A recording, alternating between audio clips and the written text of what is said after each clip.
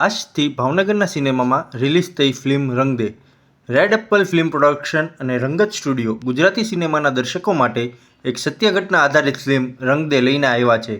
રંગ દે ફિલ્મ રાજસ્થાન અને ગુજરાતને જોડતી એક સત્ય કથા પર પ્રેરિત છે. આ ફિલ્મ બે રાજ્યોને જોડતી માનવતા અને ભાવનાઓ સાથે બે વ્યક્તિ પર નિર્ભર છે. ફિલ્મ રંગ દેની ખાસ વાત એ છે જે ભાવનગર જિલ્લાના 24 જેટલા લોકેશન પર શૂટ થયું છે અને 90 જેટલા લોકોએ આમાં કામ કર્યું છે. આ કદાચ પહેલી એવી ફિલ્મ છે જેમાં 100% કલાકારો અને ટેકનિશિયન સ્ટાફ ભાવનગરનો જ છે, જે ભાવનગર માટે એક ગૌરવની વાત છે.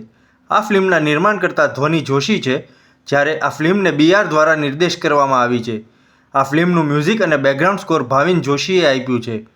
આ ફિલ્મનું તમામ પ્રી અને પોસ્ટ પ્રોડક્શન વર્ક ભાવનગરના રંગત સ્ટુડિયોમાં કરવામાં આવ્યું છે. આ ફિલ્મ 21 ઓગસ્ટ 2026થી ભાવનગરના સિનેમામાં રિલીઝ થઈ છે, તેમજ OTT પ્લેટફોર્મ પર પણ રિલીઝ થઈ છે. આવું એકસાથે OTT અને સિનેમામાં રિલીઝ કરવાવાળું કદાચ આ ગુજરાતનું પહેલું પ્રોડક્શન હાઉસ છે અને પહેલું ફિલ્મ પણ.